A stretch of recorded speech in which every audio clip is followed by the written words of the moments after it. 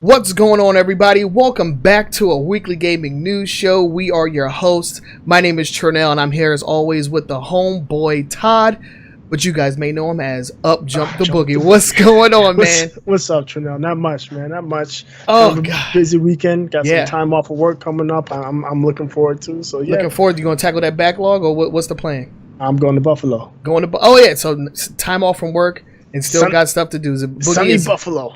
Boogie is a very busy man, and it's another Sunday, which means it's time for us to share our thoughts on this week's gaming news. We are glad that you guys tuned in. We are broadcasting live over Mixer, YouTube, Facebook, and Twitch. So shouts out to everybody that is tuning in live. And if you're watching this on your favorite podcasting app, or listening to it, I should say, or watching on YouTube the very next day, thank you. We appreciate you. We want to always reference the viewers, because it's because of you guys that we continue to do this.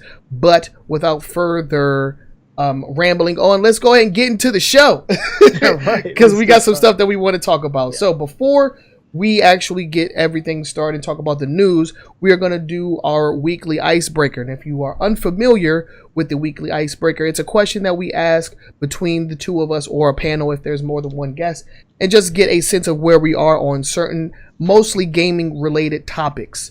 And for this week, Boogie has a question that he wants addressed. So why don't you go ahead and take us into it? What we got? So one of our stories, prices are being raised. So I wanted to pose the question. What is the price point for online services, Nintendo Online, Xbox Live, or PlayStation Plus, that'll have you just throw up your hands and walk away? Well, me personally, I think Nintendo's price point is ridiculous in itself. Like, I don't think that I should pay for Nintendo Online, because it's nowhere near as good as PlayStation or Xbox. Like, they're not providing any of the services that come with online gaming, paid online gaming as the standard. Like right now, the industry standard is you pay a certain amount, you get free stuff. There's benefits from paying for online, besides just being able to play games with your friends. So because other online services like Steam don't require a monthly the subscription fee, right? Yeah, there's no subscription fee for just playing games online with your friends. And right now Nintendo is trying to just do that, make you pay 20, no, mind it, it's only $20 a year, but it's for, on the console side, the standard is you get stuff in return. You're not getting anything for. Well, I thought they were going to allow you to play free games, like a selection of free games, a game a month or something like that rotates. But, I don't know. I just don't think it's worth. I don't think it's worth it. I don't think they have the games to warrant a paid subscription online. Because right now, the majority of the games that are playable online are Wii games, Wii U games. Right. You have your Mario Kart. You have everything that came from the Wii U. You have Ultra Street Fighter 2, but it's like, I heard the net play for that is garbage. So it's like, I don't know. And then they don't have, I talked about the industry standard.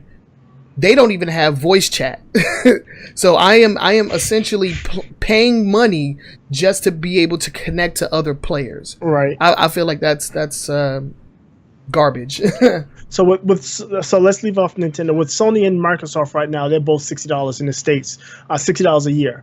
Okay. What price would either one of them or both of them have to get to for you to say, hey, you know what? I'm going to take my Xbox, I'm going to take it to GameStop, and I'm just going to be PC only? I don't know. I mean, I feel like right now $60 a year is a fair price.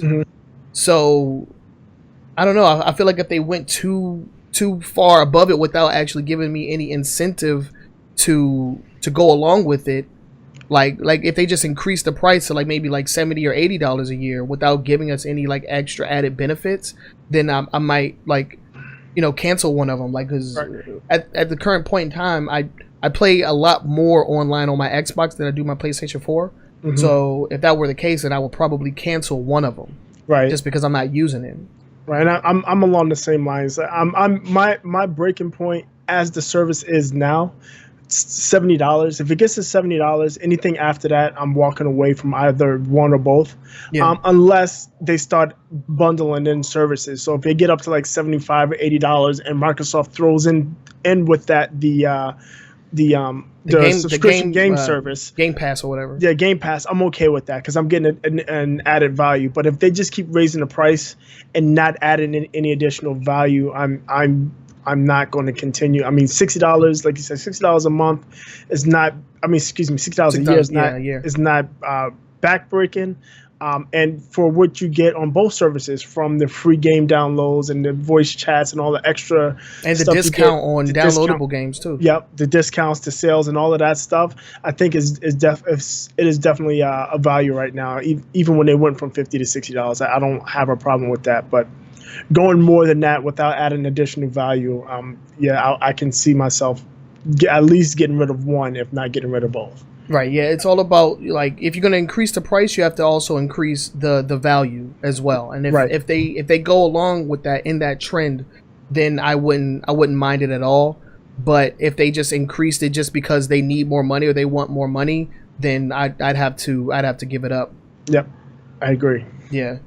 Yeah, so that's the weekly icebreaker. If you want to submit questions to us, make sure you hit us up on our social media. We're on Twitter and Facebook. Just use the hashtag weekly icebreaker and ask us any questions that you would want us to answer or discuss during this segment. It's all about you, so make sure that you hit us up. We would greatly appreciate it. And we're going to go ahead and move on to the next segment, which is our quick hits. And the quick hits are just, quick little stories that were, brought up this week that we want to address that don't necessarily deserve the deep dive like the top 5 news stories for the week. So we're going to go ahead and start things off with a story coming from Wal-Mart. Yes, Walmart is Wally World. Yeah, Walmart is back in the news, and this time not for like almost killing mediocre freaking black comedians. They're in the news. That's not right.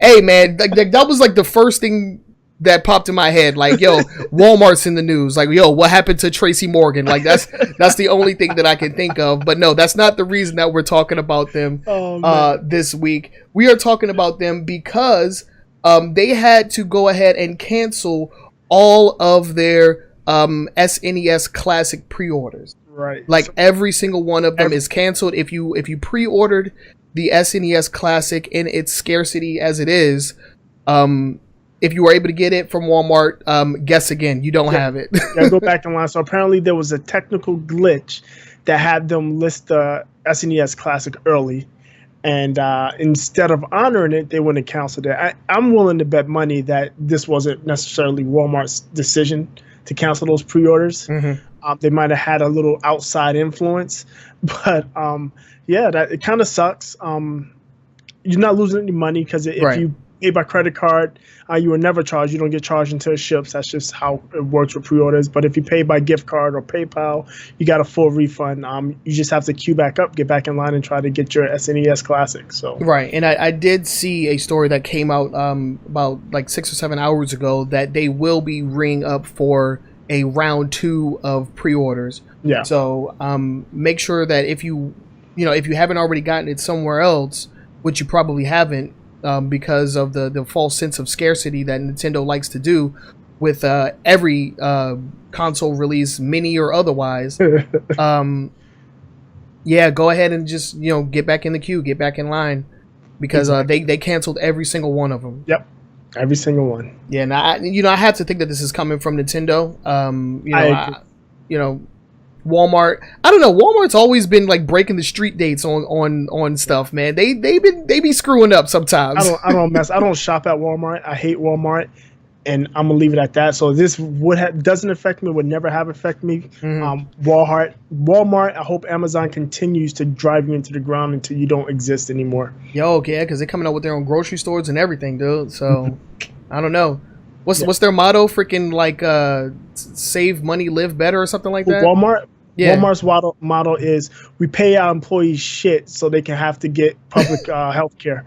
Jesus. Jesus.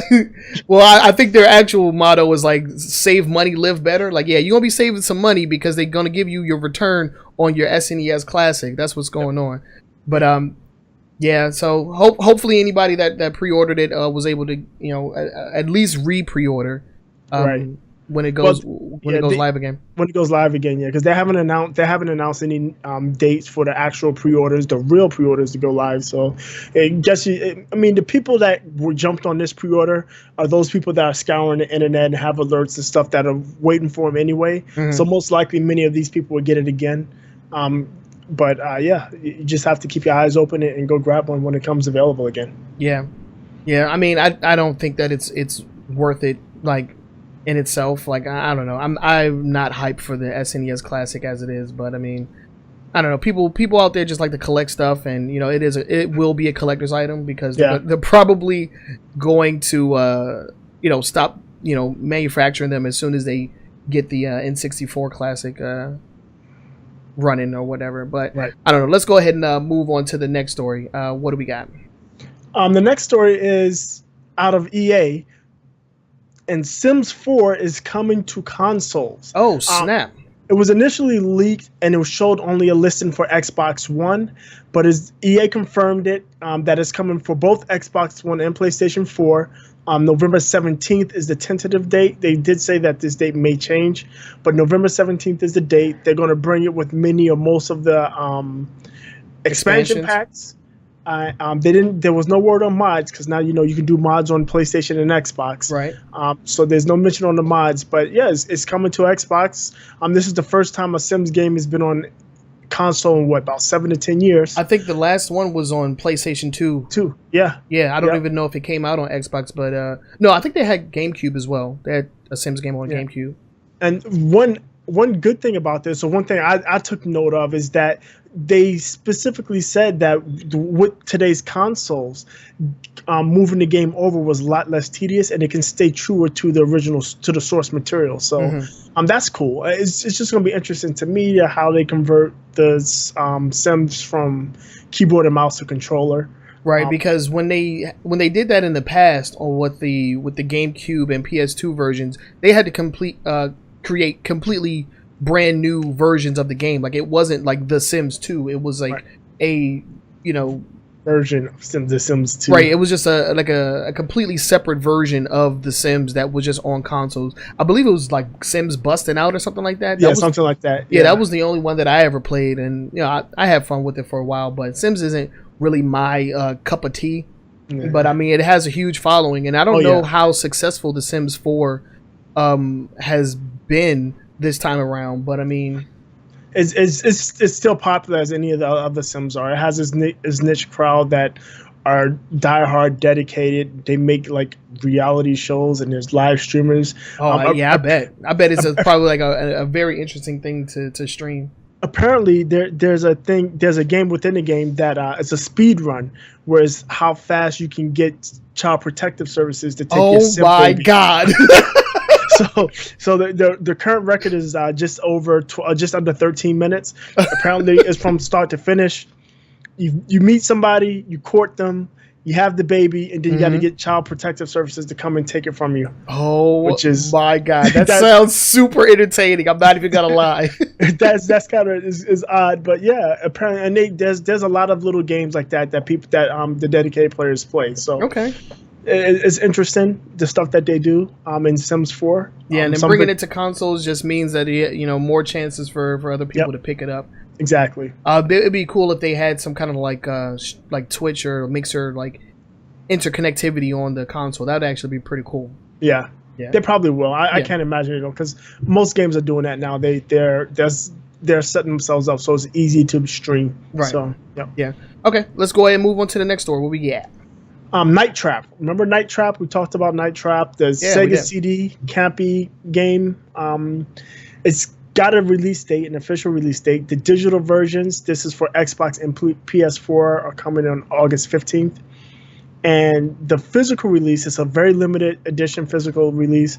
It's only going to be for PlayStation 4. That's coming on August 11th. Yeah, so if you don't know what Night Trap is, it is a super campy, super crazy game that came out on the Sega CD back in the 90s. Right. Basically, you are a character and you have to scroll through these monitors and basically keep these kidnappers from basically killing these little like high school girls.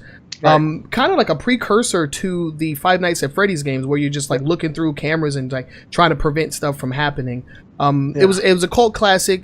Too bad it came out at a time where people weren't really into this type of game. Where it's mostly like a movie. It's like an interactive game. It was a little before its time, but it's gonna get a re-release because this is the 25th anniversary of the original game, and with a limited release over on I think the actual website is called limitedrungames.com. If you go there, you can currently pre-order it, and it looks like these are going to sell out pretty fast because when they say limited, they mean like very limited, like 25 limited. Yeah, like right. Like 30, like first 30 pre-orders, and like right. that's about all they're going to do. Right. But so that will be available on the 11th, the physical copy, but it's only on PlayStation 4.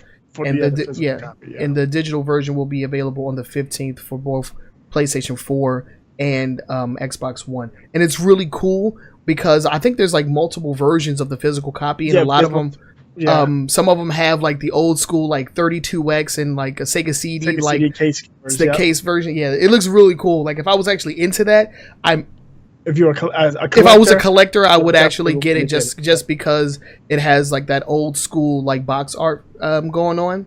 Mm-hmm. But I'm not, so I'm not a collector, and I like having my money. I may get this game. I don't know. I'm thinking about it because Night Trap was one of the games back which led to the ESRB.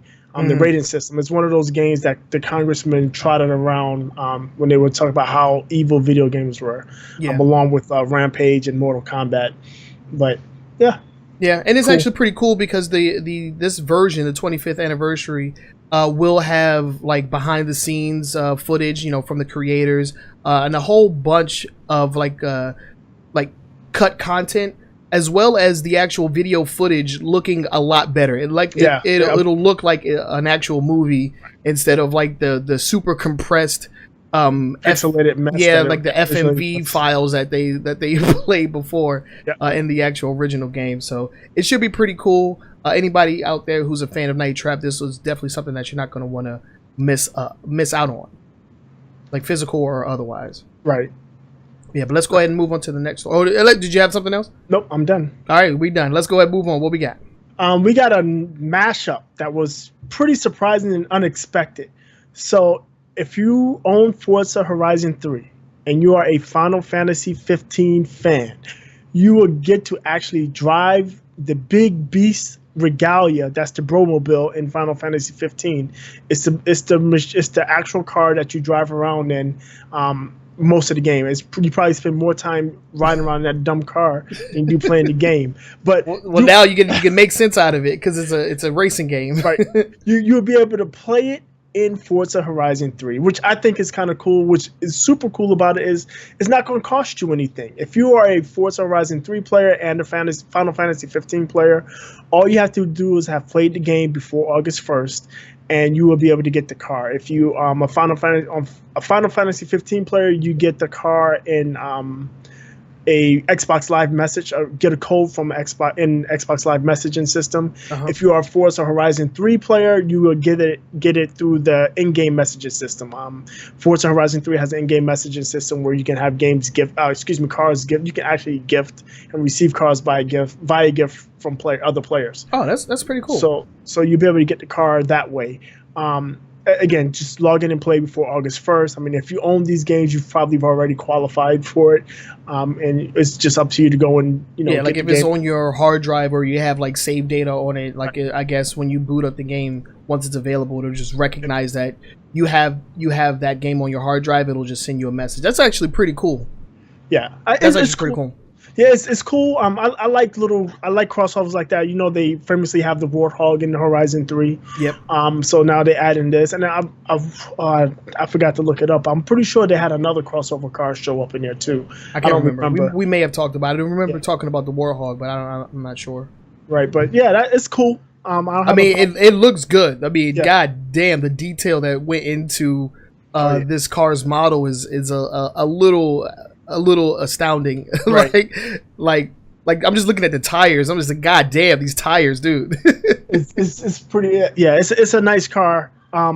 It's kind of cool. Apparently, it's going to be in the game as a 21-foot long, 7-foot wide monster of a car. I think it's something like 565 horsepower. So V12 turbocharged engine, blah blah blah. So yeah, 7.2 liter supercharged V12, 536 horsepower, 21 feet long and 7 feet wide. Yeah, very very unlikely crossover, but I mean, it looks like it's going to work out because. Right. I mean, if you are a fan of Final Fantasy 15, then you're already a fan of this car because it was like all that you did in that game. So getting to play it in Forza Horizon 3 is actually pretty cool. You skip the driving seat. They won't even let you skip it. It's so horrible. You just have to sit there. I did not mess with that game. Let's go ahead and move on before Boogie face palms again. And our next story deals with Street Fighter and its 30th anniversary. A German website, I can't remember exactly what it's called. Let me go ahead and check it out real quick. But Cool Shop? Yeah, Cool Shop. Yeah, a German website called Cool Shop may have spilt the beans on a possible 30th anniversary compilation or collection of Street Fighter games that may be coming out in the future. They had it listed on their website that there was a collection coming out. Right. But it was very weird because the promo art and everything that they showed off was the promo art and assets from the previous anniversary collection that was from the 15th year anniversary. So that collection actually came out on the original Xbox, OG Xbox, and PlayStation 2, and it included Hyper Street Fighter 2, which is like a collection of every version of Street Fighter 2 in one game. It was actually very fun. And Street Fighter 3 Third Strike. And I actually own that. It's like in my it's in my freaking like game case over here. I actually still own that game. It's pretty freaking cool. And it was probably the first ever version of Street Fighter 3 that was online. I believe it was the first version of Street Fighter 3 that had online capabilities, and you can actually like voice chat like with the mic. It was actually pretty cool. Nice. The Xbox version. So it was very weird that they had those assets, but you know the pages has since been removed. It's been taken down, but people actually reached out to Capcom representatives and have gotten a little bit more information. Apparently those assets were supposed to be a placeholder for anything that was supposed to come up later, but I think they may have like silently announced that we're going to get a new collection of video games. Acknowledge it, yeah. That's kind of cool. This I may get. Street Fighter 5, I keep saying I'm going to get it. I haven't bothered. But the anniversary edition, because this will go back, bring more nostalgia to me. More of the time when I play Street Fighter, the Street Fighter 2s, the Street Fighter 3. Those are the days I really was into Street Fighter. Street Fighter 4, I got into it a little bit, not so much. But it is definitely something that's very nostalgic that would be right up my alley. Right, because like with them bringing back like older versions, like you can get some, possibly get some like Street Fighter Alpha. Going on in there, or like that'd be awesome, yeah. Some different versions of Street Fighter 3 besides, Third Strike, like Double Impact or something. Oh, yeah. Like some of these games that don't get as much love as, Street Fighter 3 Third Strike. Or we can get something that only came out on the Vita, and that's the Street Fighter Alpha 3 Max. That was only a very that was only on the not the Vita. It was on the PSP. Yeah. It was the PSP only game, and it included some like really like cool characters like Yun and Yang, or I think it was just Yun from Street Fighter 3. In addition to some other not so oftenly seen characters. So this would be like the perfect opportunity for them to like just bust out some of those like more obscure versions of older Street Fighter games. So I think that's what a lot of people are looking forward to, because so far as the 30th anniversary is concerned, the only thing that we really got was the Ultra Street Fighter 2. And while it is an okay game, a lot of people were upset that it was so goddamn expensive, because the assets that they use, the graphic style, is from the Street Fighter 2 HD remake that came out as a arcade game for $15. So they're reusing assets and artwork from a game that was $15, selling it. I don't know. Did it come out? What was it? $40 when it came out? Yeah, $39.99. Yeah. Yeah. So it was a $40 game that had assets and artwork from a game that was originally $15. Yep. And the net play, I heard it wasn't all that good. And overall is just it's exclusive to the Switch as of right now. So not the best way to celebrate the 30th anniversary by releasing a Switch only title with bad net play and reused assets. So a lot of people, I don't think that was their intention as an anniversary game. That was just them getting on the Switch. Yeah, just because Nintendo needed something. Yeah. Well, everybody's hoping so, and hopefully this news that broke just recently confirms that we'll be getting something else. I would, if they could just compile because they had a Street Fighter Alpha anthology game, and that joint had like 5 different versions of Alpha on the. But it was a PS2 exclusive. If they would have just compiled that with the 15th year anniversary game and just like release that to the masses, that would be dope, because that's like 10 freaking like 7 or 8 games right there. Like all in one collection. That would be dope. Yeah, but it's interesting. I hope to see what comes out. I hope this is a real thing, and I'm excited to see what they're bringing with it. Yeah, me too. Same here. We got more quick hits for you, so let's go ahead and move on. I think this is our last one. This is our last one. Our last quick hit. What we got? Okay, so our friends over in Europe, UK, the European Union, and Australia are getting smacked with the PlayStation Plus price increase. We felt this last year in North America, and now they're taking that price hike across the pond, and your prices are now going up effective August 31st. So August 31st in the UK, the prices are going up to £49.99 or £50 for 1 year subscription, £20 for the 3 months, and £7 for 1 month. Those prices are the same in Europe, where you're looking at €60 for 12 months, €25 for 3 months, and actually €8 for 1 month. And then in Australia, the prices are also going up, and those are going to be $80 for a year, $34 for 3 months, and $7 for 1 month. That's Australia. Okay. So, $80. I mean, I know Australian prices are typically higher. I don't understand why anymore. I remember once upon a time, physical goods is because, it's hard getting stuff to the island.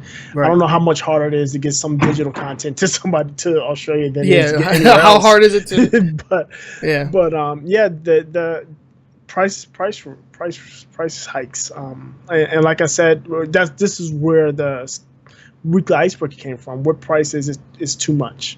Yeah, because they're not adding anything additional. There's no additional services being added. It's just the prices are going up. Right, because before, when they increased the prices on us last year, I believe this may have been before they started giving out the 2 to 4 free games.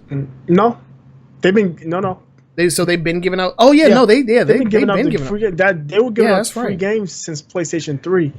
And I remember they rolled it over. Yeah, they rolled it over. They just increased the price, and it was the same type of thing. It went from 50 to 60, from 20 to 25, and from 6 to 7. It's the same exact price hikes. They just didn't do it everywhere. So, I don't know. Yeah, they're not, because they haven't really increased the value on the actual service, and they still have that stupid the PlayStation Now bullshit. That doesn't count. Never talk about that again. Never talk about that again. All right, sorry.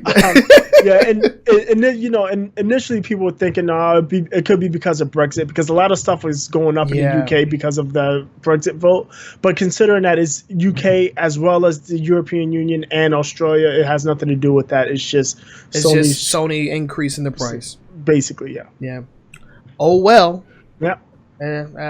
Every time we talk about stuff like this, I just remember that the E3 announcement where they like silently told people that they were gonna have to pay to play online, and like nobody was nobody was salty at that, because I remember on the PlayStation 3 that was the argument. It's like, well, I don't have to pay for online, right? But now you do, and now you're gonna pay more, like everywhere around the world, without any kind of like real increase in the value of the product. No value increase. I mean, both services between Microsoft and Sony are the same. As you get primarily, you get your free games per month, you get online play, you get discounts in the store, in the digital store. That's it. And for a long time, even leading up to last year's price hike, they went from the argument that Sony, you don't have to pay for online, to, well, Sony is cheaper. Well, they're not cheaper anymore either. Same price. And the thing is, you can argue this until the cows come home. Xbox Live is a better online service than Sony. It's more stable.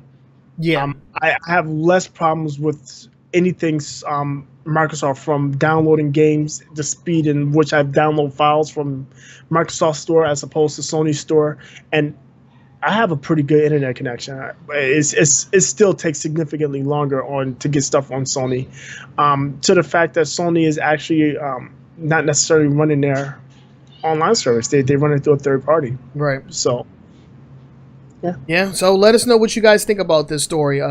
This or any of the stories that we talked about in the quick hits. Let us know down in the comment section of wherever you are consuming this media. We would definitely like to hear what you guys have to say about it. Are you surprised at the increase of the PS Plus, around the world?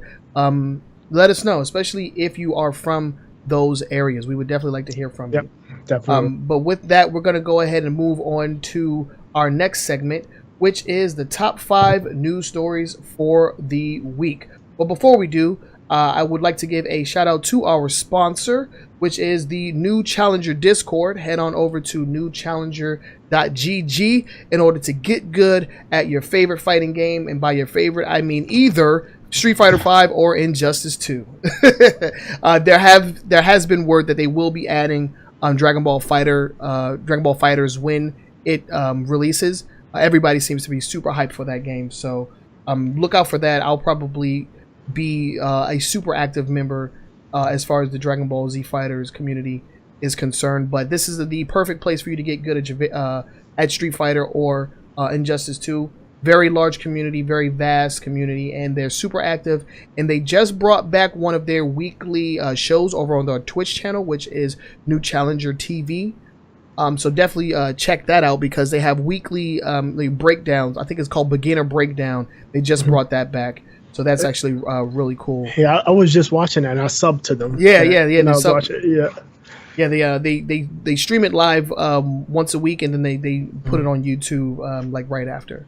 Yep. So definitely check those guys out. Shout out to Mr. Vinegar, who is the founder of the Discord channel, and also shouts out to Mount Lover, who is a friend of the podcast and also a commentator and a coach for Street Fighter V tournaments, which go down bi-weekly normally, but they're in their off season right now.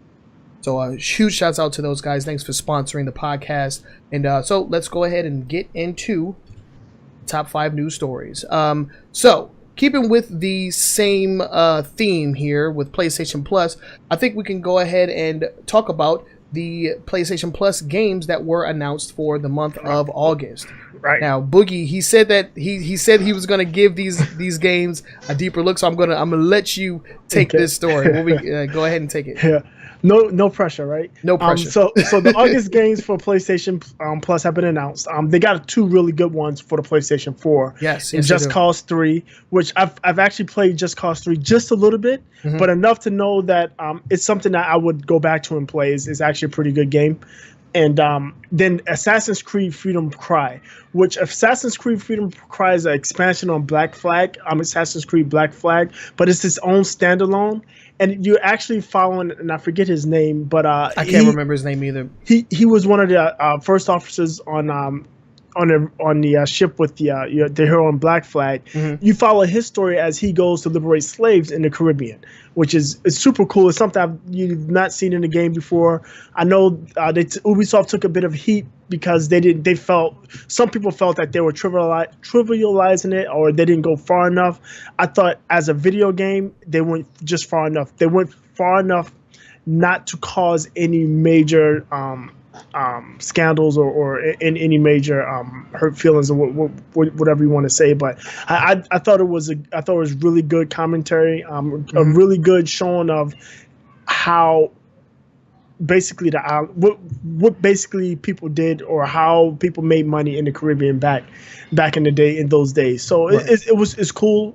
If you haven't played it, definitely play it. I would suggest it. Yeah, I mean, Black Flag is arguably the best Assassin's Creed that has been released as of right now. Yeah, and so for this to, be an expansion of that game, just means that it came out during a time where Assassin's Creed was actually, at its best, in my opinion. At its highest point, it had rebounded well from the Assassin's Creed 3, which wasn't well received. And no, not at all. Black Flag was so much better. It was so good. And if you haven't played it, if you played Black Flag, but you didn't play the Freedom Cry, I would suggest playing it. I mean, everything is exactly the same. It's just you're controlling a different main character, and the stories are slightly different. But the character he was like dope in the main story as well. So for you to be able to take control of him and go on his own separate adventure is actually pretty cool. Right. So I'll definitely be picking that up because like you said, I did play Black Flag, beat the hell out of that game, but I did not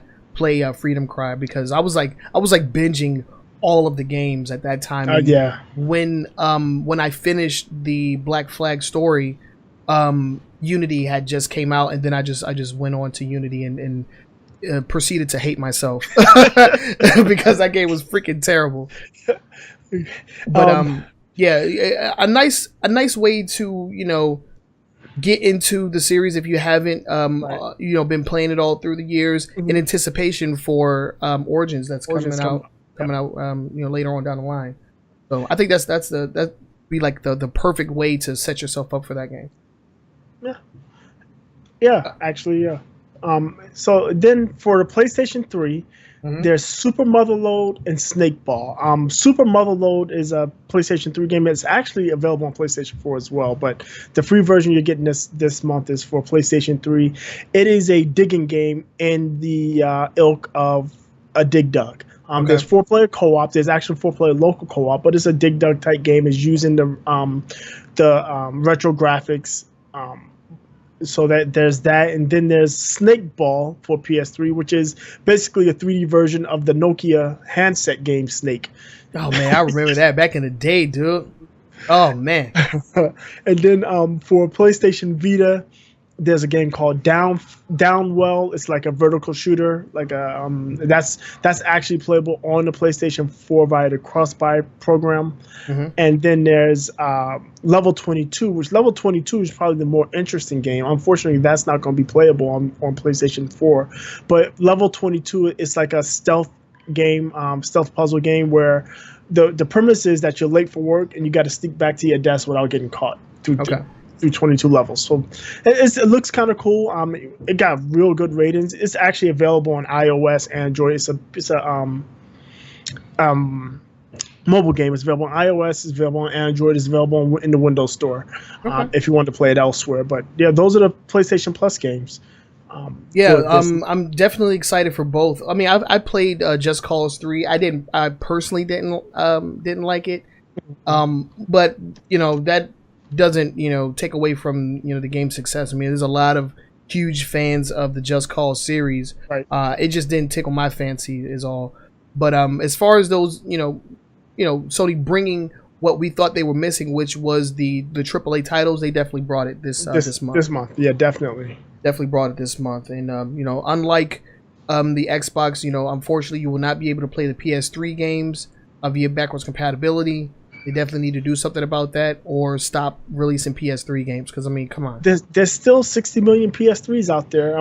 Well, they sold that many. So I mean, well, no, how many? Yeah, they sold about 60 or 80 million PS3s. Okay. So I'm assuming there's still a pretty good number of people that have their PS3s and use it on a regular basis. So I'm sure those people are enjoying these games, but the rest, the people that have moved forward with the systems are not. Yeah, they're just not able to enjoy those past gen games if all they have is the current gen console. Right. And that's the unfortunate part for me, because I really would like to have played what was that game when it came out? Yakuza, Yakuza. Yeah, when Yakuza came out, I would have liked to have played that, but couldn't get it for free because I didn't have a PS3 anymore. Right. So that was sad. But keeping with the same theme of free stuff, we're gonna go ahead and segue directly into the August free games for Xbox One. Yeah, games for gold. Games for gold. Games for gold. So what do we have here? Games for gold. They've come out with a game called Slime Rancher. He's basically. What do we, I don't know. It looks kind of cool. It looks fun, but he's just basically collecting little slime balls on his farm on the planet he lives in. Mm-hmm. I don't. It looks like it could be fun, but I don't see the broad appeal of it. Is what I would say. But you just run around, catch the slimes, and then you got to shoot them back into the little pen. Yeah, I mean it looks interesting, but I don't know. I like the art style and everything, right. But I don't know. I've never actually heard of that game. And then the other game is Trials Fusion HD, which I actually already have. I like the Trials Fusion games. Stunt bike racing is basically this generation's version of Excite Bike, if you remember Excite pretty Bike. Much. But it's definitely good. That one, if you don't have that, I have it. I think it's great. I like it. I actually have it on PlayStation 4, so I may get the Xbox One version since it's free. Why not? Yep, get those achievements. Yeah. But yeah, there's that. And then on 360, you got Bayonetta, which everybody knows what Bayonetta is. Yeah, everybody knows what Bayonetta is. If you haven't played Bayonetta, this is a good time to jump in and play it. Yep, because it's free. Yep. And then there's Red Faction Armageddon, which actually isn't a bad game. Red Faction is one of the games that first started with the destructible environments. Mm-hmm. Red Faction Armageddon, I believe, was the last Red Faction game released by THQ. Yeah. I haven't played that one. I played it. I enjoyed it quite a bit. I liked it. I mean, the destructible environments is something that you probably didn't see on the 360 as as prominent in the gameplay as that game. I really enjoyed it. I mean, I haven't really been a huge fan of the Red Faction series. I think besides Armageddon, the only one I played was the one that came out before that.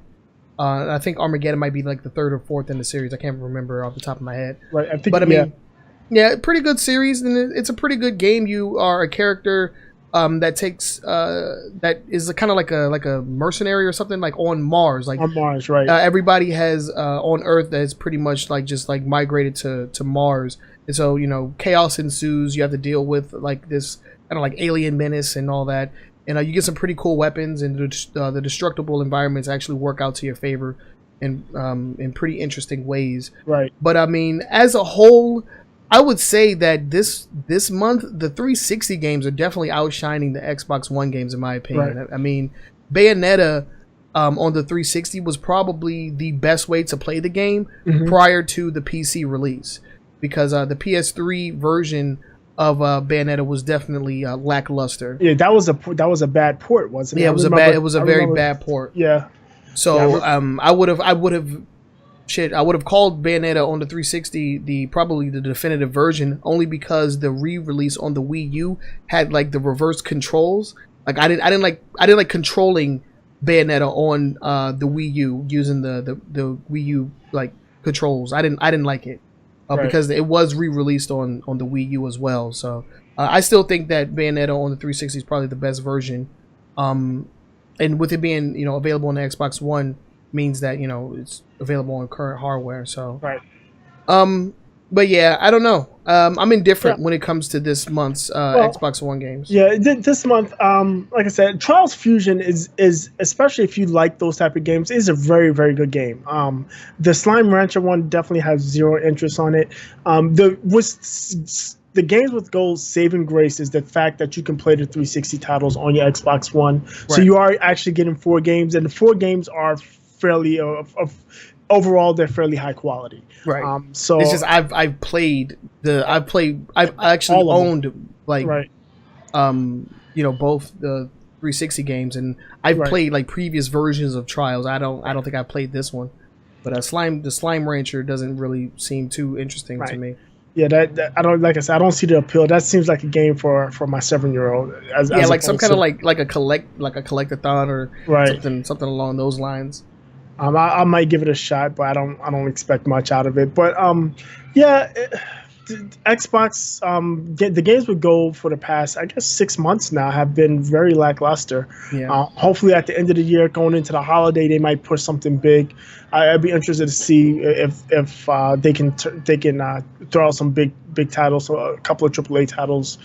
At some point, but as it stands now, it's okay. It's nothing to write home about, to be quite honest. Nothing to write home about. And unless you've just been like living under a rock and have never played Bayonetta before, that's probably the biggest title here. Right. Yeah. But let's go ahead and move on to the next segment. That's enough free stuff for now. We can move on to the next Well, I guess we're still talking about free stuff because we're going to be talking about the Dragon Ball FighterZ beta, which has been delayed. It has been pushed back just due to the sheer amount of excitement and hype behind this game. They decided to just push it back to make it so a lot more people can get involved.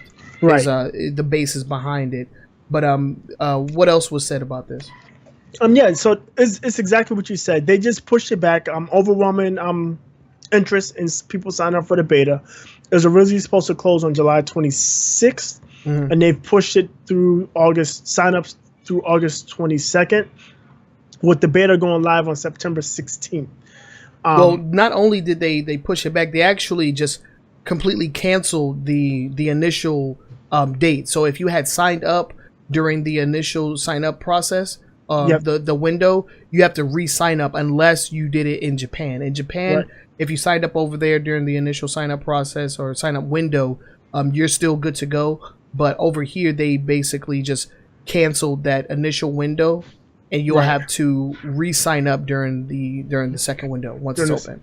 Well, it should be open now, isn't it? I believe it is already. I have to check again. Yeah, we'll have to double check it. Yeah. Yeah, but just sign up. Sign up. Yeah, you can sign up now. Yeah. Yeah, so sign up. Be ready to play September 16th. I don't have a problem with this. Get more people involved, and it may be even an issue. I mean, that might be the PR speak to keep people from burning down the Dragon Ball Z building, but it may be some kind of technical issue they ran into. They've taken it offline in time to fix, and neither one of those can be bad. Now, either fixing any technical issues that they ran into, and or just allowing more people the ability to sign up and participate. Right. So neither one of those are bad. I don't have a problem with that. I will be signing up for this beta because although I'm not a Dragon Ball Z fan, I do like pretty, and this game looks very, very pretty. Yeah, the game looks awesome. I was fortunate enough to get my hands on it during Evo when I went down there with Mount Lover and O. And while it is a very flashy looking game, on the surface it's very shallow. Like a lot of the characters play exactly the same. But the game is only 20% done, and that's not just including the roster. That's including game mechanics and move sets and everything. They are definitely still working on this game. It's not coming out until next year. Right, 2018. Yeah, we don't even have a official release date. Just early 2018, which most likely means March, April or May. April. Yeah, May, something like that. That's what I'm thinking. So there's a lot of work to be done, and I feel like because the version that they've been showing to everybody has been the same version since E3. It's been the same build. So the one that I played didn't include Trunks, which was definitely a lot of people are expecting to play as him very soon. maybe that's something that they're implementing into the beta. You know, Right. we don't know. But the game looks dope. I'm definitely gonna want to get my hands on it, you know, as much as possible before it comes out. So you know, them pushing it back, allowing for more people to get involved, is nothing but a good thing. I'm definitely you know, more and more excited about Dragon Ball FighterZ as time goes on. This is going to be a fun game, and like I said before, the new Challenger Discord is already anticipating you know, a community, or you know, like a mass amount of people interested in this game. They're going to want to you know, teach people how to get good at it. So I'm hype. Yeah, it's definitely a game I'm very interested in, and like I said, I've never been a Dragon Ball Z fan. It's not something I was like, oh my god, it's Dragon Ball. I'm interested in it because it looks like a fun fighting game. Yeah, exactly. Yeah, it looks like it's something that's going to be really easy to get into, and you know, really hard to master, which is what a lot of good fighting games are all about. You know, easy to get into, very accessible to newcomers, but you know, with a level cap that will not necessarily, well, I'm not sure how I want to say this, but I mean, it's good at beginning levels, and then there's the potential for you to get better. Right, is what I mean. Right. Is what I'm trying to say. But yeah, so it's been pushed back. Sign up for it again, and yeah, we should be good to go. I think they're available now for you to re-sign up. Yep. All right, let's go ahead and move on to the next story. We're talking about our favorite game, Boogie. Our favorite game. It's a game that we both love. We really want to love, but we just can't stand playing it. Yeah. If you understand what we're saying. And this is For Honor. For Honor just released a new roadmap, a game roadmap, and it's interesting what they have in there. One of the things that caught everybody's eye, if you've played For Honor, you know, playing the multiplayer is a pain. Not only because people are cheesy, but because the connectivity connectivity horrible. Issues, man. It's horrible. And what they announced in this roadmap is that there will be dedicated servers coming down the road.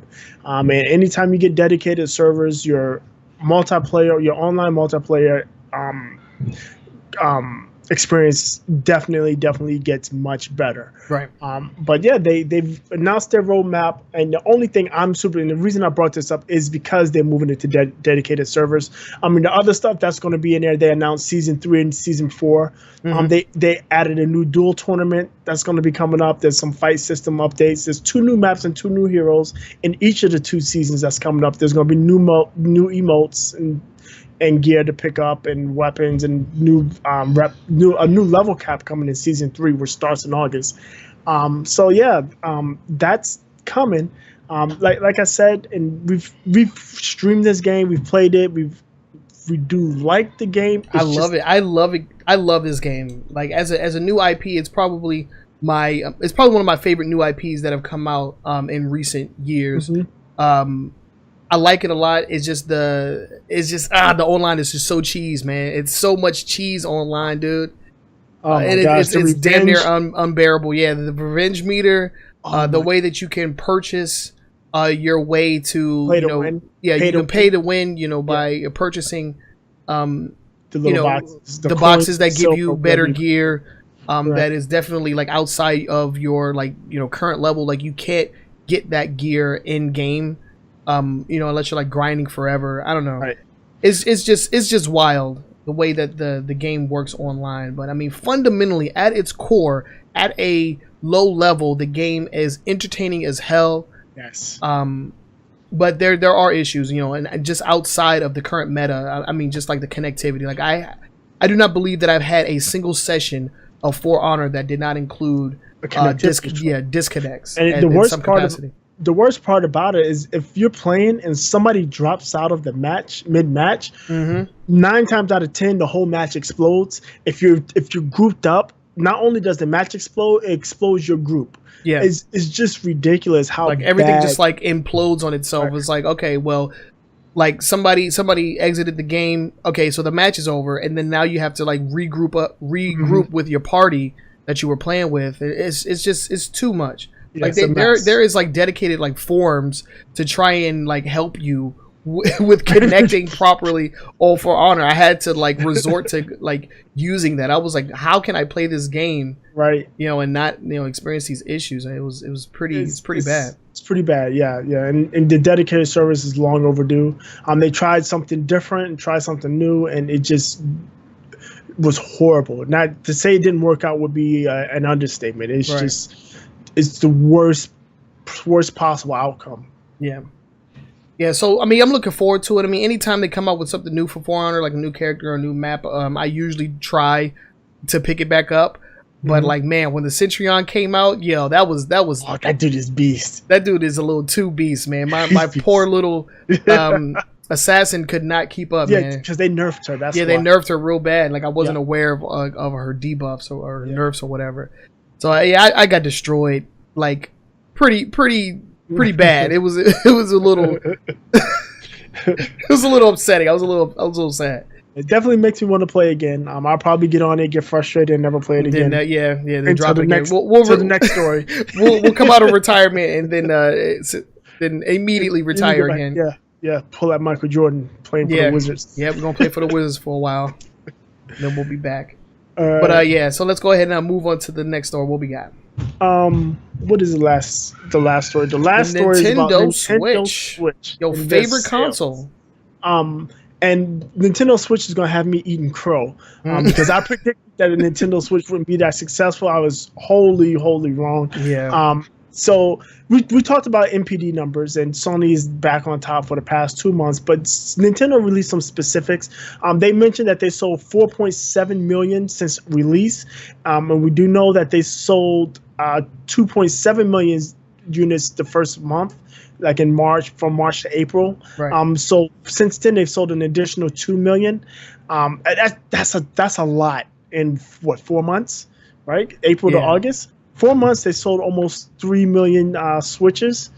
I mean, excuse me, almost 5 million switches, 4.7. With their goal is 10 million within the first year, and it looks like they're well on their way to reach that number. I'm pretty sure if they had the supply that they needed, they would probably be pushing 5 or 6 million already. I mean, excuse me, pushing 6 million, over 5, pushing 6 easily. It's definitely a hot item. Very hot item. I mean, I just got mines for the release of Splatoon 2, and like when I'm telling you, like it was sold out in like every GameStop, Best Buy, and Target within like a 10-mile radius. Like it was sold out. Like I had to. And like I had to go pretty far to get one. You guys have to realize he's in the DC area, so right. There's like in a 10-mile radius, there's probably like 4 Best Buys, 12 GameStops, 3 Targets, and 2 Walmarts. I mean, It's not like it's just one. It's a ton of them around. So, yeah, it's quite a phenomenon. I kind of blame Nintendo because they do create their own scarcity. Exactly. But also part of the problem is they're not able to source all of the parts they need in a timely manner because of other electronic companies hogging up the supply chain. But yeah, it looks like they're well on their way to 10 million units, and they're probably, with this Christmas coming up, if they can get them produced, they will sell them pretty easily. Yeah, and see, my thing was that they don't have the games to warrant all of the console sales. Like I was pretty convinced that if they didn't come out with more games that weren't re-releases, that they weren't going to sell, and I was completely wrong. I mean, even with the current lineup, which if you look at it, it's lackluster in my opinion. Yeah, I mean, they got 2 great games. They got 2 great games, and then a Zelda bunch of Splatoon, right? Right. And then a bunch, like you said, a bunch of reskins. Mario Kart, that's a reskin. Super Street Fighter 2, meh. What's the other game they just released? That's a Wii U game. We just talked about it. Were we? I don't know. I'm not sure. I don't remember. But they have ARMS, which is turning out to be a pretty significant title. I mean, it's already got a place at Evo Japan. That's right. Next year. So that's interesting. Yeah, very interesting in itself. Considering the balance issues out here with ARMS, but that's neither here nor there. But yeah, I'm surprised. I'm wondering. My question is still: are the first 10 million, or maybe the first 7 million, are those all the diehard Nintendo fans that were going to be buying it regardless, and it's going to slow down, or is it just going to is this gravy train going to roll on? Because unlike the Wii that was super early, that had super early and high visibility and high sales, it was because the normal people that normally wouldn't buy a system got whiff of it And it's like, well, this is something that's kind of cool. I want to try it. I don't see that with the Switch. I see the Switch is being purchased by Nintendo heads and real gamers, and that's about it. So I'm wondering if they're going to maintain that particular that momentum going through the year. Yeah, I mean, I wanted to get the Switch. I knew I was going to get the Switch, for Splatoon 2 and for Mario Odyssey, which comes out later on in the year.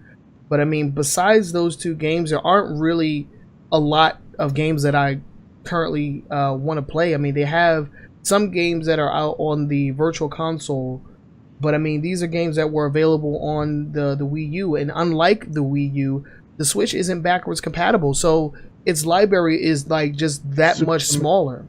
Yeah, because with the Wii U, you had the entirety of the Wii U library as well as the Wii library. Right, and as it stands right now, all it does is play games. There's nothing else that you can do on it. So I mean, if you wanted to hand it to little Billy, so put him in the back seat, and he gets tired of playing Zelda or tired of playing ARMS, he'll watch Netflix. He really can't do that unless he has another device. Right. I'm sure that's going to be fixed down the road. I can't imagine that it won't be, but still, it's definitely limited. I'm like I said, I'm still surprised at where it's at right now. Almost 5 million units in 4 months. That's really good. You can't discount that, right? You cannot discount that. You can't deny it. But I'm interested to see where the momentum goes. And to be fair, like you said, their lineup isn't good. But most times with a launch console, the lineup isn't great. I'm sure they have some good ones coming down the road. Hopefully, when Mario comes out, that's gonna be a blockbuster regardless. Man, Mario is it's Mario. It's Mario. Yeah, right? He is definitely like the hype is definitely real behind that game. It looks like it's probably going to be one of the best Marios, 3D to come out ever. This might be like the resurgence of like that Mario 64 comparison to like every game where everybody was trying to make the transition into 3D and Mario 64 was like the template. Right. I think this might set a new precedent for 3D platformers to come. Maybe, yeah, for 3D platformers I can see that because nobody does platformers good anymore. It's very seldom. Not as good as Mario. Right. And even when a game is received negatively, it still stands out. Like when Mario Sunshine came out, a lot of people didn't necessarily like that game, but it still stood out as like a marvel in the freaking platforming genre. Right. And this time they're trying. They are trying this time. Nintendo was going all out. Yeah, so it'd be interesting to see where this goes. I'm still holding hope that Nintendo sales falls off a cliff, only to get my prediction right. But that's highly unlikely. And I mean, I know they're probably got at least one more sale at the very least because I'm still going to be getting one at some point. Yeah, so. They got me. So god damn, these accessories are so freaking expensive, man. That's how they get you. That's where they make their money, man. The console is only $299. That's not pieces of plastic. It's not that expensive, but it's like god dang, man. I'm not going to talk too much more about it. I know I asked you about the Ethernet port, and you said there wasn't one. And how could they be? The console itself is a tablet. Yeah, but when you dock it, it should be Ethernet port on a dock. I don't even know how that would work. Because the dock is just that. It's just a dock. It's just something you set it. But it's just something you set the console in, and it just transmits to the TV. Yeah, there is some kind of electronics in there, right? Because it has to connect to the HDMI cable. Yeah. And then when you plug it into the dock, it's able to play games at 1080p, right? So there's some upconversion. So there's something in there that does a little something. Yeah, but I mean, it's not much more to put in internet control, Ethernet control. It's not difficult. It's not expensive. It wouldn't work, and if you undocked it wouldn't work. Yeah, no, but for when it's docked.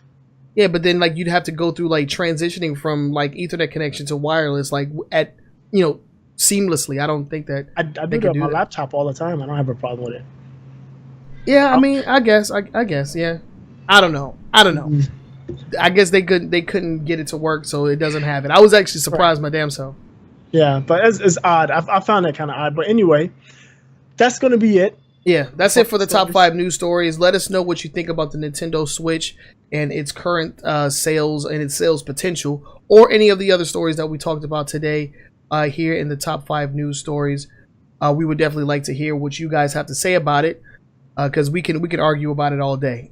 But yeah, let's move on to the next segment, which is the long form discussion. And this week, going along with the theme that we started here with the icebreaker, we want to talk about the value in online services. Like, does it equal the cost? So we just want to continue with that conversation. Yeah, go ahead. So you started with Nintendo. I thought you had a really good point where Nintendo, even for $20, what you're getting from the Nintendo's online service is not worth it. I mean, because basically what it sounds like to me, from everything I've read on it and seen on it, you are essentially paying $20 to play online with your friends. That's it. Playing online on the Nintendo Switch, again, I'm not a I don't have party experience, but you have to use an app to chat. Strike one. Strike two is not very easy or intuitive to add friends. So that's the second strike. It's not that hard. I mean, they reverted back to friend codes for some reason, but they do make it easy for you to just refriend people that you have on other consoles. So like if you were friends with somebody on your 3DS, which also uses friend codes, that will still be registered if you're still using the same Nintendo account. So that's the thing. If you created a new account, because they moved away from the Nintendo Network ID to just like a Nintendo account.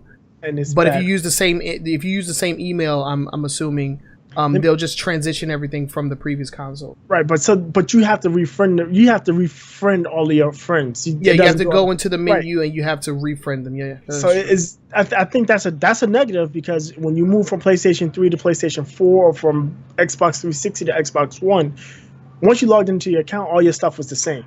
Yeah, all your stuff was the same.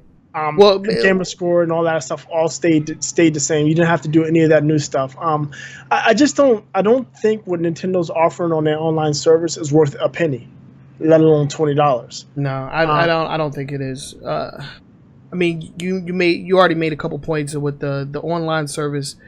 There's no voice chat. I think that is probably the biggest ding in my book. For if you're gonna charge somebody, I mean, the voice chat option is using a freaking mobile app.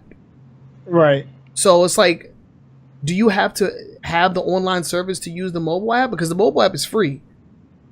Like, so how does that even? I don't even know how that works, man. It's so weird. They haven't said much about it. I don't know. Apparently, it's still a work in progress. Maybe something to come out and it'll blow our minds, or it's like that aha moment where, oh, okay, now I understand. But as it stands now, from what we know, Nintendo's online service for $20 a month is a non-starter. Well, because I mean, currently it's free, right? It's like the free trial is what they called it. What they called it, yep, exactly. Yeah, so I don't know. So once it hits in 2018, they haven't given an official release date of when you're gonna have to start paying for it. But I don't know. I can see a lot of people just being like, you know what, it's not worth paying. Yeah. Right.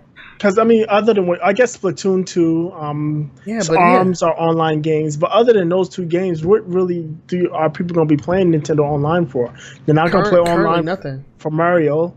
Mario Kart, I guess. Mario Kart, Splatoon 2, and ARMS. And ARMS.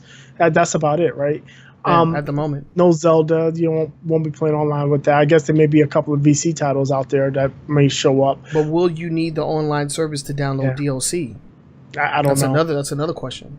Yeah, I just don't see Nintendo's online offering being worth anything. And moving away from Nintendo, with Sony and Xbox, again, they have a lot of value. Again, they give you the free. We talked about the first two stories, right? The games with Gold and the PlayStation Plus games. They do give you games.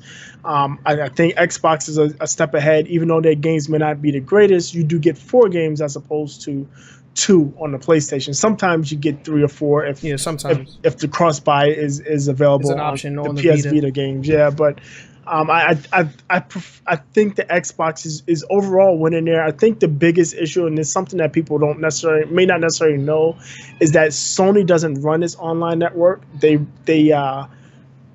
license it out, or they contract it out to what's those stupid dudes with the Punk Buster. What is that online service? There used to be a PC online service. Oh, I can't think of their name now. I don't know. Hold on. If I look up Punk Bus, I bet you it'll tell me who it is. But that's who's running under. Who's basically Even running. Balance? That's No. the developer. Even Balance. Not Even Balance. It's, oh gosh. What is this service?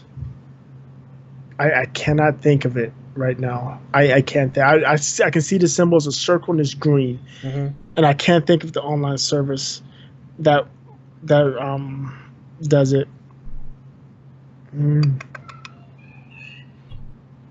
looking it up. I don't know because I didn't know that they licensed that out. It's a third party that runs it.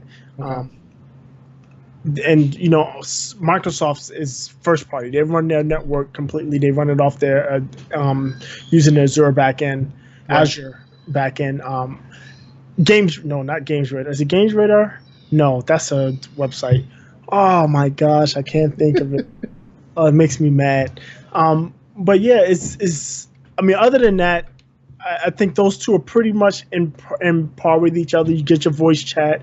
You get easy access for adding and subtracting friends, blocking people, messaging. The built-in messaging services are pretty good. I think as it stands now, those are probably are good values. I wouldn't say they're great value, but they're very good. I mean, again. For Sony, you're guaranteed, for PlayStation 4, you're guaranteed to get at least 24 games a year for $60. For Xbox 360, Xbox One, you're getting 48 free games a year. Guaranteed 48 free games a year. Whether you want to play all those games or not, for 48 games, that's worth 60. 24 games is worth $60 a year. Yeah. If you think about it. The only thing I don't like about PlayStation's online service is if you let the service relapse, so you don't pay it for a month, you can't play your PlayStation Plus games that you get. You lose all of the PlayStation Plus games that you currently have in your library. They will be unaccessible. Yeah. Right. Yeah. If you re-up, you can go back and play them. As long as you have an active PlayStation Plus subscription, you can play the games. If it relapses, you can't play the game. Once you re-up it, you'll be able to play it again. They'll be available again. They would be on your they're on your library forever, but you only can play if you're an active subscriber. Where the Xbox One games, you don't necessarily have to be an Xbox active subscriber, because once you download it, if you don't pay it for 2 months, 3 months, you're still able to play those games. As long as it's on your hard drive. Now, if you delete the games off of your hard drive. No, I think if you can delete it, you can just get them back. Yeah, it counts as if you paid for it. Right. Yeah. So if you pay for it, if it's on your hard drive, it's on your console. Right. It's yours. Yeah, that's actually really cool.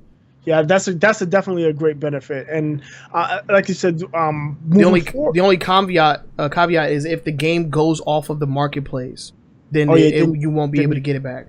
Yeah, but you're stuck. Yeah, if you delete it and then they remove it from the marketplace, then it's gone. Yep, SOL. Yeah. Yeah, but I mean that's what any game. If you pay for a game and they remove off the marketplace and you don't have it installed, it's SOL. Yeah, because that happened to me with Double Dragon, the original Double Dragon game. Right, and then they just took something else down too because of a copyright issue, didn't they? I think we talked about a couple of weeks ago. Yeah. But yeah, it's interesting. I do think that as it stands right now, Sony and Microsoft have a decent value.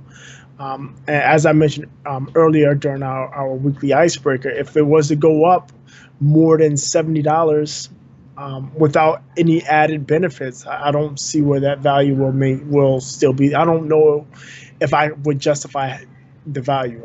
Because we've been paying for Xbox Live since the OG console. OG Xbox, right? Yeah, I remember back in the day, getting those, trying to like re-up on those like free month cards, man. Yeah, you buy that game, you get the free 3 days. Like, we in there. Hey, Halo 2, boys. Yeah. So I definitely remember that. So going forward, as Xbox Live has increased in its value, I haven't really found myself in a position where I'm like, damn, I'm paying a lot of freaking money to play these games online and I'm not getting anything out of it, because I've been on Xbox Live for so long. Like they definitely give you a lot of bang for your buck. Mm-hmm. You know, and the games for gold is probably like one of the best things that they ever did. Right. And that was a copy because Sony started because Sony started that, so right. Because they remember it was on the PlayStation 3. They started PlayStation Plus, but they didn't link online play with it. Mm-hmm. You didn't have to have PlayStation Plus online, but if you got PlayStation Plus, you got the free games. You got the free games, yeah. That was their way of making people pay for online back then. Right, that was the way that's how they softened people up for the PlayStation 4 drop. Like, okay, we're gonna just say PlayStation Plus is optional, but we give them free games. But when the PlayStation 4 comes out, they got paid for online, but they're already gonna like it because they know they get the free games. They know they get the free games. Right. That was a long con right there. Yeah. Yeah, they were in for the long haul. They was like, yeah, we gonna get them. just not yet. Yep. But yeah, I don't know. I don't know if there's no PC service that you have to pay. Yeah, everything on PC is free. You only pay for your games. Yeah, you pay for the games on connecting to other players is absolutely free. And if they were to start charging, I think the PC like master race would freaking like implode. I don't think they would not be able to get away with it if they wanted to charge for online play. Yeah, definitely. It's definitely not non-starter.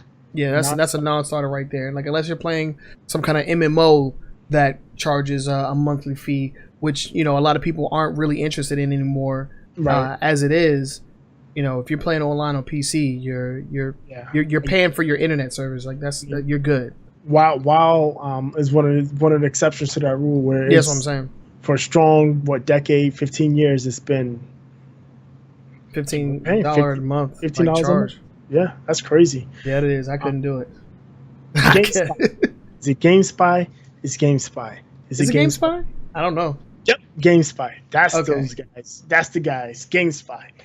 I knew I would find it. Those guys. they were at least as far as I know, going back to where Sony got knocked down out of service for a month. It was they used GameSpy servers. Okay. They were using GameSpy servers. Yes. So yeah. So all in all, like, is it worth it? In its current form on Xbox and PlayStation, I would say yes. Yeah. I would say that it's worth it. You're getting a lot of like free stuff, in addition to being able to take advantage of a lot of the features that comes with online gaming these days, especially like with streaming, with setting up tournaments, and this is on the Xbox side of things. You're getting a lot of things are being streamlined for you to be easier. Right. You know what I'm saying? They're making gaming in the current landscape a lot easier for you to do. They with the party feature and like the multi-stream feature, like all of these things that just come out recently, and I feel like it more than justifies the price tag. But Nintendo, they're gonna have to give a little bit more, in my opinion, if they want to charge for online. Like I don't think I feel like Nintendo is just recently I feel like gotten to like taking online seriously. Right. I mean the Nintendo Wii was their first console to actually utilize online, and while you don't really want to fault them too much because it was their first attempt. It was bad. I mean, frame codes are bad. Their net code was terrible on games that really wanted to depend on it, like Mario Kart, and like Smash Brothers. You wanted to depend on those services for online play, and it was just bad, dude. It was bad. Right. The Wii U tried to take it a step further. But again, just falling into that same category where I feel like Nintendo wants to try to protect people's kids from being like cyberbullied or whatever. Right. And I don't think that they're taking on a responsibility that they shouldn't really be taking on. Well, yeah, I mean, Microsoft does it on their online service, and this is something that's I guess I haven't checked with Sony's, but something that's a bit under the radar. Microsoft's the Xbox Live family control features they're amazing. You can block specific games. You can block you can block specific service, so you can let your child play a game, but not let them play that game online for specific games. Like, so if you got a kid, 8-year-old that's playing Call of Duty, you don't want him online playing Call of Duty because he's going to hear some stuff that 50-year-old shouldn't be hearing. So you can block specific online. You can block voice chat. You can set timer limits. I mean, it's so much you can do with that particular service. And that's what I'm saying. That's the standard, and Nintendo is not going with the standard. They're taking it upon themselves to be like, we are not providing this service overall. When the technology is there for you to be able to block certain games, certain ratings, certain features. And I understand where they're coming from. Is like, this is Nintendo. We don't want our name to be associated with some kid being cyberbullied, but it's not up to them. That's what parents are for. That's our jobs as a parent, to make sure that you keep your child safe. You make sure that your child is not being subjected to things you don't want them being subjected to. And as long as you give me the tools, I know that Microsoft does it. I'll have to look at Sony just to see, but I know Microsoft does it because I have my daughter. She has a child account on it, and a family account, and I've got her blocked from a lot of the stuff because I don't want her subjected to certain things. And that's that's a decision I make, and it's something that you give me the tools to use it. If you don't have the tools, that's the problem. And if you force the tools on me, that's the problem. Because it's not necessarily that I don't want those tools for my child, but a single adult or a childless adult doesn't want to have to jump through hoops to use the service with these restrictions that don't necessarily apply to them. Right. And so that's where I would say on the Nintendo side, it's definitely not worth it. Right. It won't be worth it in its current form. Yeah. If they come out with they're gonna have to like blow my mind with something like amazing down the line, because I don't know, man. I don't know. There's a lot of problems with the Switch in its current form. Yeah, I mean, online is just one aspect of it. They got a handful of good games. Like I said, we'll see if they can maintain their momentum with the Switch and its scarcity. If that's what you want to call it, but I think, like you said, as it stands now, Microsoft and Sony's services, their online services, is worth the $60 a year. I don't see, like you said, for $20 a year, even for $20 a year, this Nintendo Switch service is a no. It's dead in the water, dude. Yeah, it doesn't do half of the things that the industry standard has been doing for 15 years. Right. So, but yeah, that's our long form discussion. Let us know what you guys think. Do you agree with our opinions? Do you disagree? Debate us in the comments below. Let us know what you think. Share your thoughts. But we're gonna go ahead and move on to the next segment, which is the final thoughts, and that's where we kind of just go through each of the stories that we spoke about today and give our final 2 cents on it. I'll go first. As far as the SNES Classic pre-orders, it's not something that necessarily involves me. I have no interest in the mini as it stands, so I'm not surprised. I don't really care. Right. Sims 4 coming to consoles. That's actually pretty cool. I'm just curious as to how they're going to translate the keyboard and mouse controls to controller. That's always been a problem when you take a game that's primarily on PC and put it on console, is how are people going to be able to control it. So that's going to be something that'll be interesting. Night Trap coming out on the 15th. That's actually pretty cool if you want the physical release, which actually looks amazing. I mean, the case looks amazing. I don't know if it's going to come with any kind of like manual or anything, but the box art itself just reminds you of that old school Sega 32X, the Sega CD design. And being a Sega fanboy, that actually just appeals to me. It's just like appealing to the eyes. Like I see it, and I'm like, oh, that's cool. That's cool, yeah. Forza Horizon 3. Not a super huge fan of racing sims, and I'm not a super huge fan of Final Fantasy either.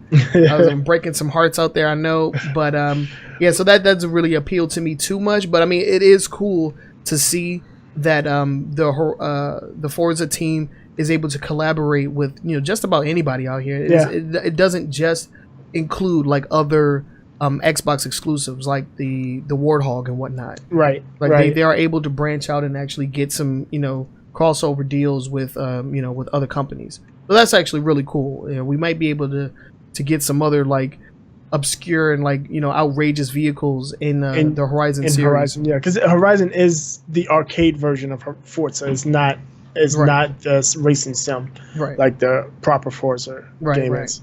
As far as the 30th anniversary collection, I hope it's a real thing. I mean, there's been tweets and stuff out there to imply that it is, that we'll be getting more information further down the line. So once any of that breaks, we'll definitely bring that to you guys.